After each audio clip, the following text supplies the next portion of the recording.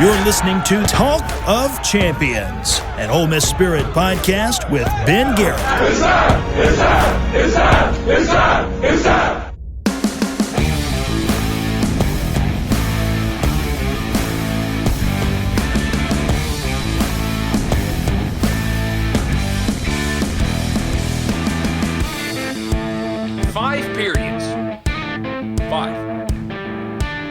That's how many periods Ole Miss media is allowed to watch at Ole Miss preseason camp. Now, some on this Ole Miss beat, they often complain about it. They believe it's a lack of access. I can only speak for myself, and I've been out to practice all week. And honestly, that's kind of new for me. I didn't go to many practices, maybe double digits, possibly.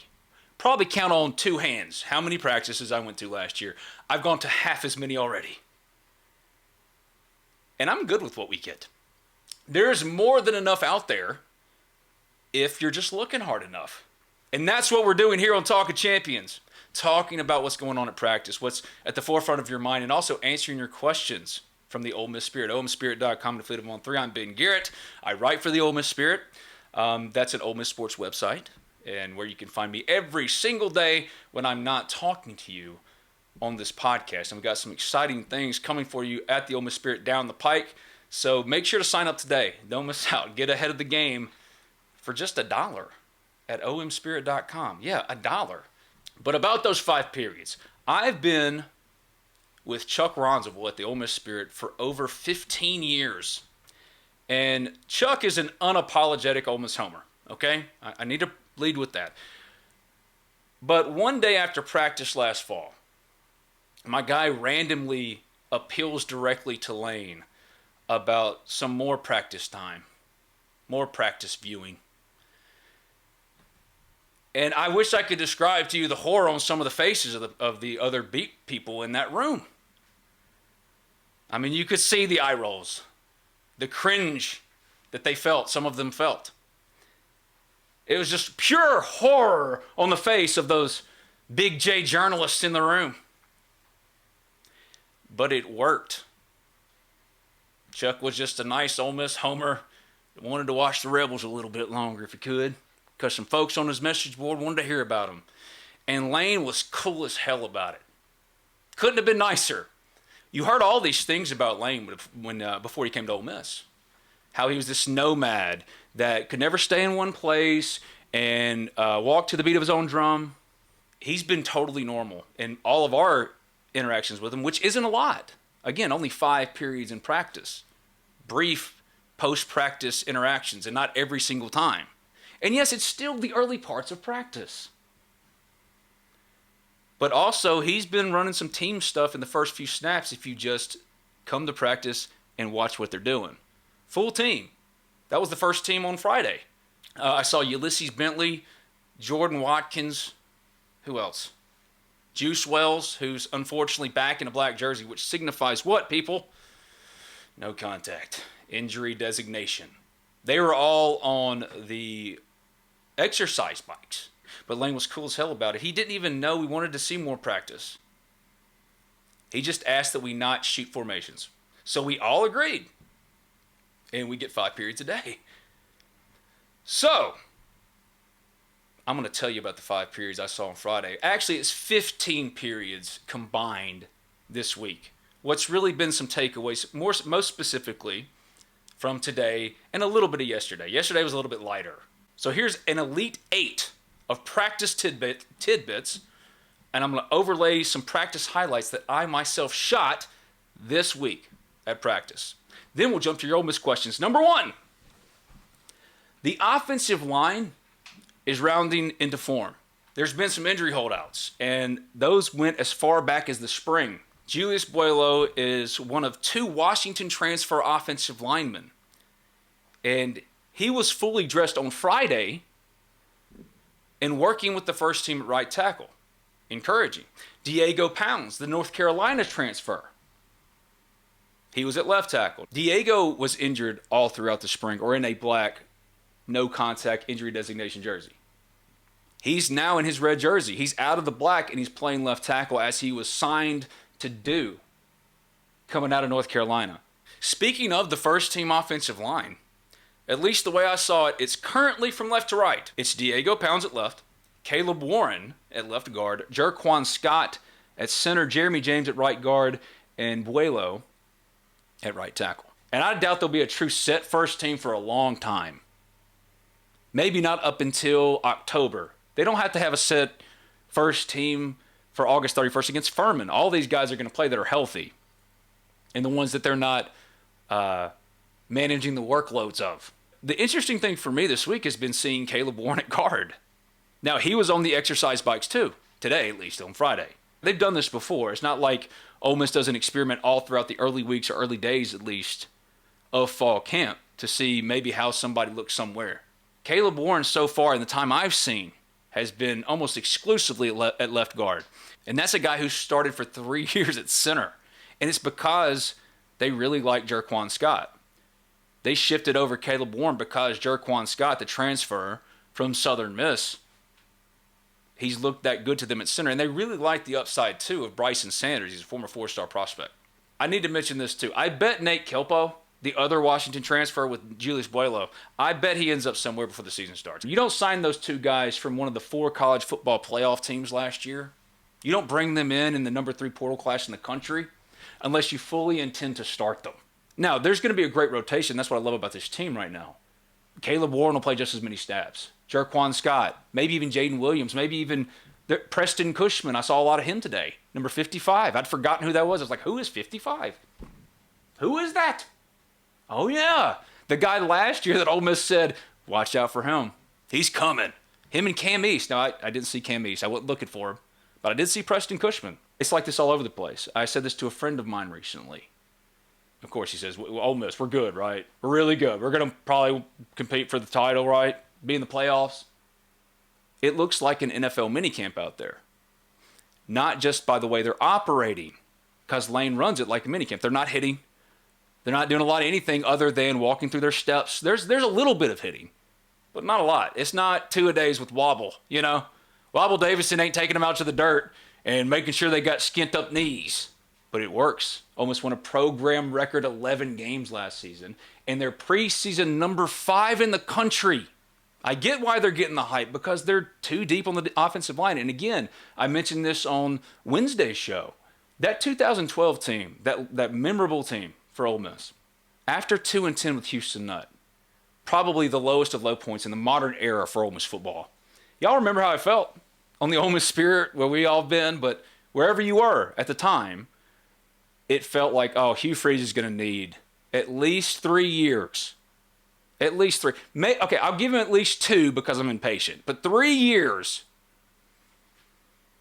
He didn't win. And you know why? One of the big reasons why, because he had the same starting 5 offensive linemen from practice 1 all the way to the Birmingham Bowl. They had incredible injury luck. But it's different now. Ole Miss is too deep. And their number 2 offensive line is probably better than that 2012 team. And that went 7-6 and whipped Pittsburgh in the Birmingham Bowl.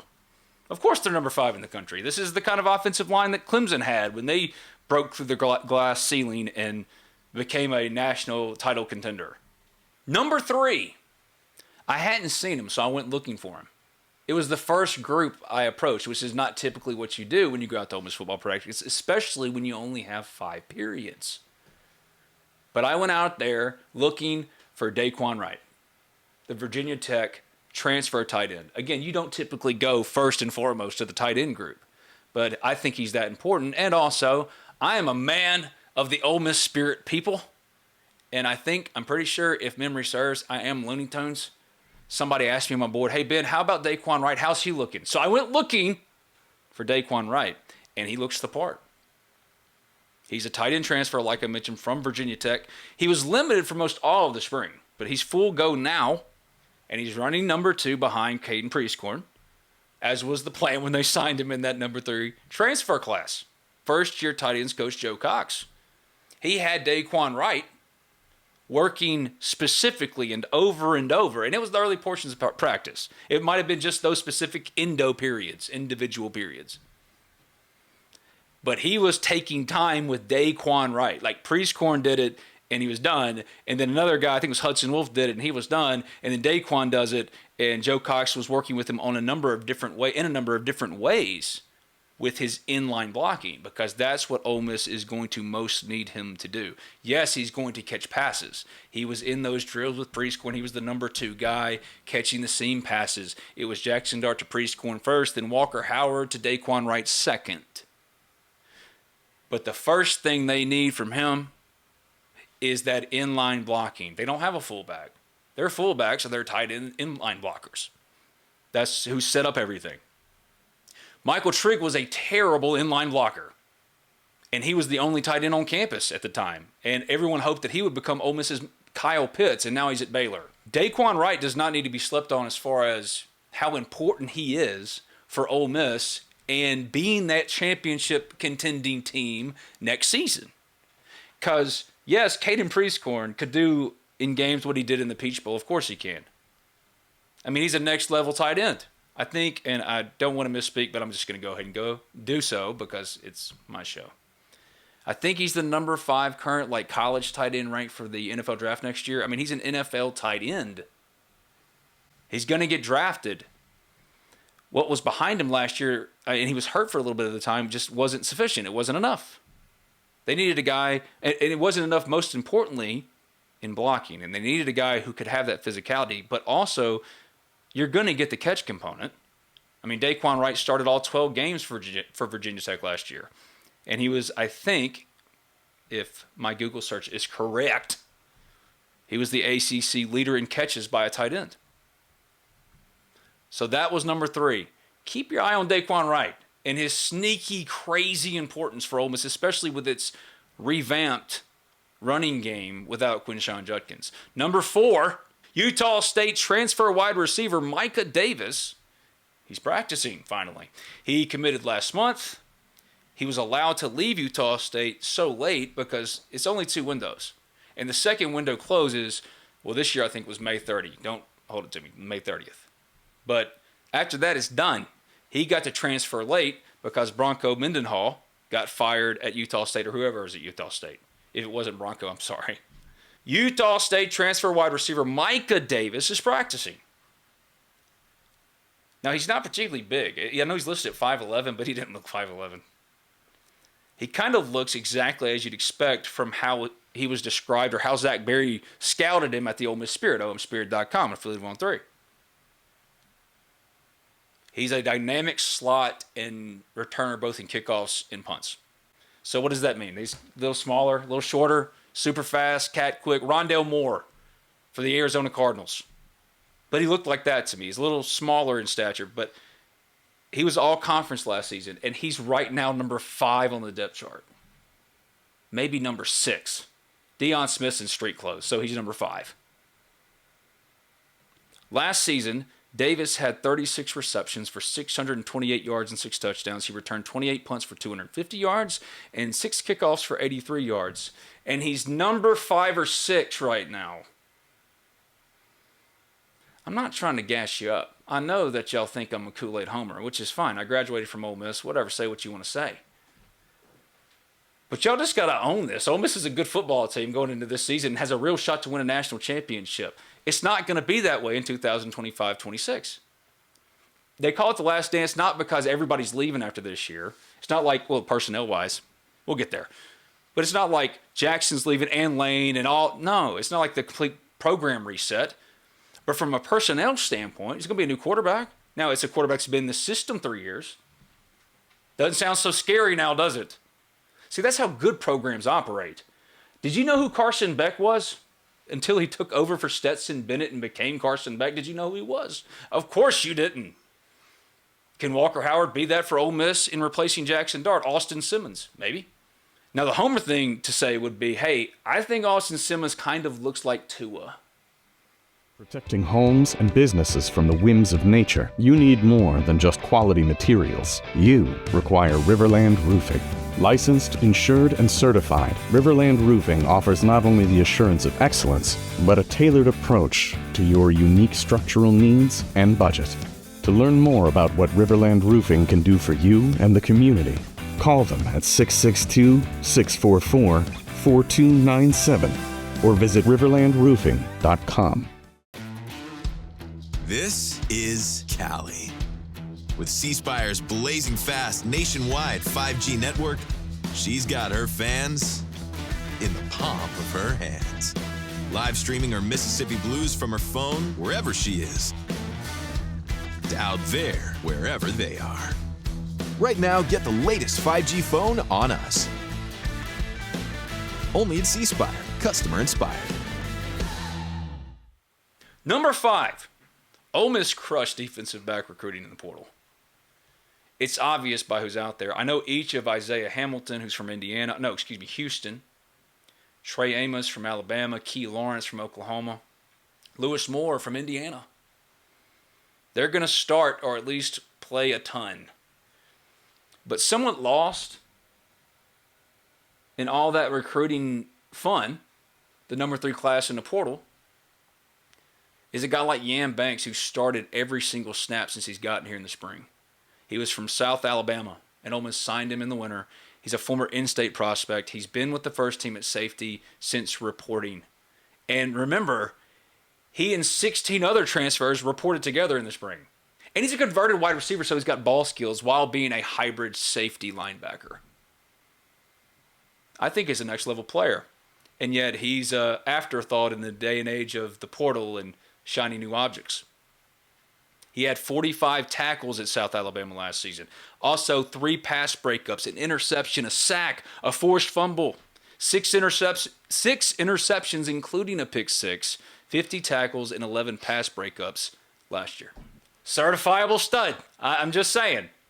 Number 6, Watkins, Wells, running back Ulysses Bentley IV, and Caleb Warren, worked off to the side on stationary bikes in the time we had to see. Henry Parrish, the Miami transfer, returned home from Ole Miss. He started his career at Ole Miss, dominated first-team snaps as Ole Miss takes some things slow with Bentley, who's recovering, coming back from turf toe.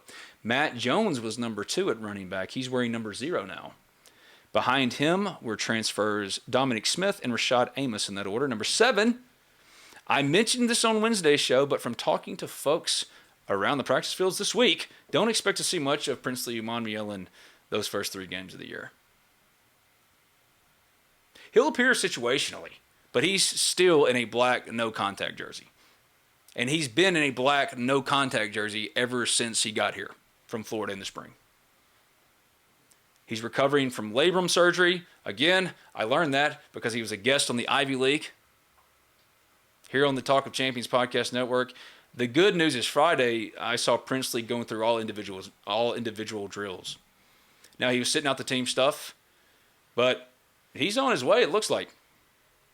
And hopefully the extra cautious approach pays off when he's completely unleashed, I say, in late September, early October. I don't think he's going to play outside of maybe 3rd and longs, maybe a little bit more for those first 3 games.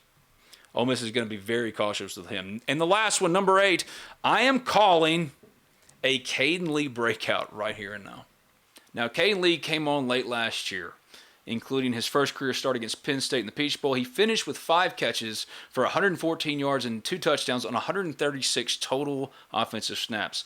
But go ahead and double or triple those for 2024-25. For my money, from watching the limited drills we get, 5 periods, the theme of today, he's the best route runner out there. Pure route runner. I mean, Trey Harris is an NFL wide receiver. He can run the full route tree. Of course, Trey Harris is the best wide receiver route runner.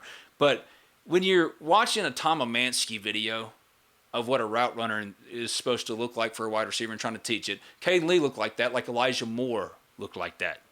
I think he's going to break out. Because he can move around the formation, too, like Elijah Moore did. It's in the mold of the 2020 usage that I make the projection that he's going to make the breakout. I think they can motion him into the backfield, especially if they don't have the depth I think they thought they had with all the transfers at running back. And I'll get to that a little bit later. Lee just fits the mold and skill set of an Elijah Moore to a T and how he was used in 2020. And we all remember the record-breaking stuff, especially with receptions. I'm talking specifically about using him like Percy Harvin, a lead receiver, but also Not just a gimmicky running back, a true rushing threat of a running back that you have to account for in jet sweeps and things like that. And I know Ole Miss fans, hearing jet sweeps just mentioned in a podcast has probably got you like feeling some type of way. All right, that's it. Now to your questions. Leading off the Ole Miss Spirit subscriber questions is Special K, who asks, will a 10-2 SEC team make the college football playoff? I think so. But it depends on the 10 wins. I'd say there are 7 SEC teams with a real shot. And of those teams projected to win 9.5 games are Ole Miss, Alabama, LSU, Missouri. Ole Miss and Missouri, they have the better schedule draw than Alabama and LSU. An upset loss for Ole Miss, now that could hurt more, right? That could hurt more then. Acknowledging all that, I still think, yeah, 1, probably 2. 10-2 SEC teams? Of course, yes. And I expect one of them to be Ole Miss. I know you're freaked out. It's okay to say, oh yeah, Ole Miss should be good this year. And if they're not, be disappointed and go, why weren't they good? That's okay too. Because on paper, they have one of the very best all-22s in college football. If they had LSU purple and gold on, what would you say? Poopy Dukes asks, what a great name. Go to the Ole Miss Spirit and sign up with a username like Poopy Dukes. Poopy Dukes asks, who do you foresee Juice Wells and Deion Smith taking most of their target share from? That's a really tough one. Because it's easy to go, well, Juice Wells just takes over for Dayton Wade. But I think Caden Lee, in a lot of ways, takes over for Dayton Wade. Maybe not as a field stretcher, though I think he can be a field stretcher. Maybe one of their only field stretchers. But Juice Wells, here's the whole thing with Juice. He was one of the very best wide receivers. No, not one of the very best. Arguably the best wide receiver in the SEC in 2022. He was injured all of last year with a very serious foot injury. So what is he going to look like? What is he going to be? We don't know. But I think you can see him take the bulk of the vacated snaps, receptions, yards, touchdowns after Dayton Wade.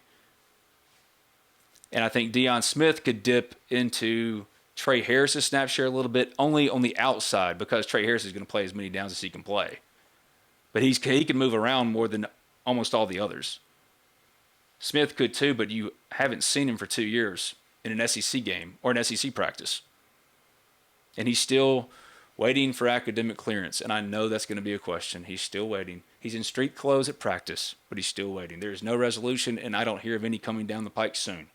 Ole Miss Hunter 970 asks, what do you think the outcome of the season would be if Ole Miss wins its toss-up games, those games being LSU, Oklahoma, and Georgia? Ole Miss will be a top seed and probably the favorite in the college football playoff if that happens. Beats LSU, Oklahoma, and Georgia? That's the number 1 team in the country. And Jackson Dart would be the Heisman winner.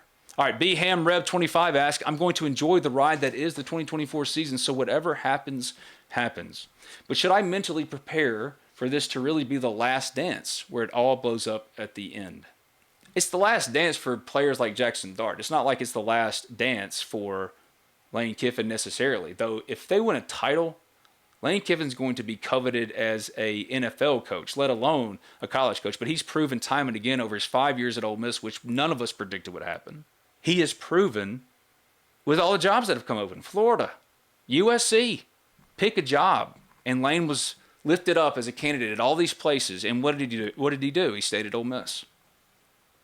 So I don't think a college job would be it, even if he won a title. But I think NFL options that haven't been afforded to him yet would open up wide open.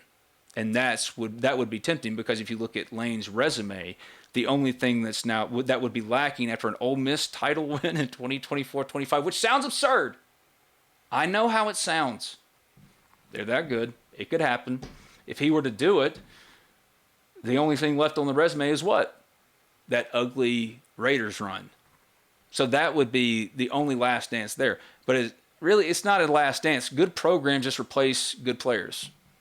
Georgia wins the title and didn't go, well, got to wait 3 more years for that to happen. Carson Beck took over for Stetson Bennett, and he's probably the number 1 quarterback prospect in the NFL draft for 2025. Now, am I saying Walker Howard will be that for Jackson Dart? No, but I'm saying that's what good programs do. And also, if it's not Walker Howard, I just mentioned earlier that a homer would say Austin Simmons kind of looks like Tua. So, remember when Jalen Hurts wasn't doing great in the national championship game, and then Tua took over? Now they're both two of the highest paid quarterbacks in the NFL. Ole Miss is 4 deep at quarterback. When has that ever been true? And I have full confidence in Walker Howard or Austin Simmons. One of them will lead Ole Miss to an 8 or 9 win season at least next year. Oh, you're being a homer. That's what good programs do. Ole Miss would be coming off a national championship. Rave Reb asks, who would you be most excited to see Ole Miss play in the playoffs? Oh, Notre Dame. That's just a childhood thing. Notre Dame, Notre Dame, Notre Dame. Rambling Rebel asks, what position group lacks the most depth? Running back. That's what I've noticed in practice, because there is a noticeable drop-off, in my opinion, after Ulysses Bentley, who's been on the stationary bike, and Henry Parrish. Henry Parrish is really good. I think him and Bentley are going to be dynamic. They fit this offense together and complement each other, even though they're similar, better than even Quinshon Judkins, who last year wasn't particularly efficient. He was awesome. He's a record setter as a freshman. He's an all-time great because of that. But two things can be true. He wasn't particularly good last year. Ulysses Bentley is the highest graded returning running back in the SEC, and he was number 2. Everybody called him the number 2. And he averaged 5 yards a carry. Line 8896 asks, when will Deion Smith be on the practice field? He is on the practice field. He is on the practice field in street clothes watching. Thunder Salad asks, would you rather have too much talent in the running back room or wide receiver room? In a Lane Kiffin offense, always wide receiver. Because like I mentioned with Trey Harris and Caden Lee, and as you saw with Elijah Moore and even Jonathan Mingo and Dontario Drummond, Lane Kiffin can make it work in the backfield with anybody. It doesn't matter if it's a converted wide receiver for a game like the Outback Bowl. The quarterback run component even helps alleviate a lot of the pressure on those backs by default anyway. So give me all the receivers. All of the receivers. Rebels 6 asks, who would win in a locker room brawl between Greg Hardy and Derek Burgess? Well, as my dear friend Kentrell Lockett, former Ole Miss defensive end, said, or told the story of on this Talk of Champions show long ago, in like 2017, Greg Hardy brought ninja stars to the locker room once, a very full Ole Miss locker room, and threw them around. And that's just the tip of the Greg Hardy sociopathic iceberg. And I say that going, Greg, I know you could crush me with your thumb. Dart Fanboy asks, I'd be willing to bet his leg might just be the difference. Caden Davis's leg, might just be the difference between a win and a loss on the road somewhere down the line. Your thoughts? Yes, I could absolutely see him winning a game, deciding a win or two. His 56-yarder against Tulane was the game winner. Now, it didn't happen in the closing seconds, but it was the game winner. Ole Miss has been blessed with some great kickers over the years, actually. Jonathan Nichols, of course. Josh Sheen, Les Binkley, Andrew Redder, my guy. Gary Wunderlich, Bryson Rose. But I say Caden Davis ends up after this year as one of, if not the best of the bunch. He's already the second most accurate kicker, just over 78% in Ole Miss history, behind only Gary Wunderlich, the Memphis product himself. And he's on the preseason watch list is Caden Davis for the Lou Groza Award, which my man Jonathan Nichols won.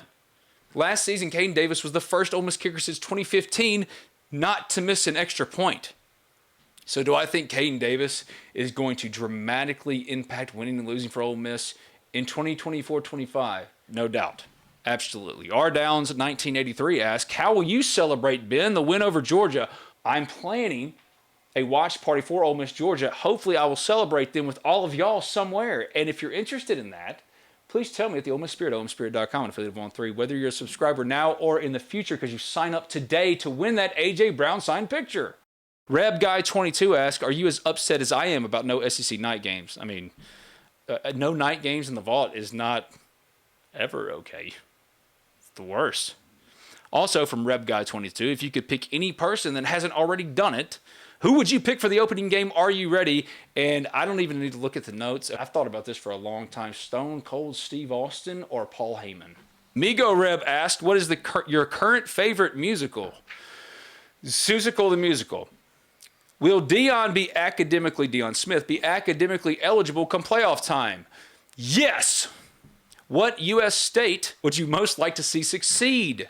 Mississippi. Blind Spot asks, thoughts on House of the Dragon? I haven't watched an episode yet. I'm not there. And finally, Dog Brewer asks, does Ole Miss truly have a deep threat to stretch the field and that can catch the ball if thrown to him and not just as a decoy? Also, do we have a true edge rusher or two? Thanks. Princely Umanmielen, the Florida transfer edge. She's one of the highest graded returning edges in college football, according to Pro Football Focus. Chris Hardy from Jacksonville State. He was all league last year, playing for Rich Rodriguez, former Ole Miss offensive coordinator at Jacksonville State. They're good on pass rush. And that's not even counting the pass rush ability of a guy like Jared Ivey, both in the interior and as an outside edge rusher. But as far as field stretching wide receiver, right now the first team out there on the practice field is Trey Harris, Aiden Williams, and Caden Lee. Of those three, Aiden Williams, he's still potential though. That's the problem. Because last year he was billed, this time last year, everybody, even Lane, who doesn't do this, would go into public press conferences and go, hey, y'all see it. Aiden Williams is that good. He's going to be a stud. And he's wearing number 1. And who wore number 1? All the best Ole Miss wide receivers. Laquan, AJ, Jonathan Mingo. Aiden Williams is running with the first team, and he's the one out there making the most spectacular catches in the periods that I get to see, which is only 5. But I'm thankful for the 5, and I'm thankful for y'all for tuning in for another edition of Talk of Champions here on the Talk of Champions Network. Just simply search Talk of Champions in iTunes, and when you do, leave a 5-star review. It does not matter what you say, as long as it's 5 stars. And also, go to the Ole Miss Spirit, OMSpirit.com, an affiliate of On3. And if you do, and when you do, not if, when you do, sign up for $1. Ask me questions. Until next time, God bless. Be good to each other. Take care.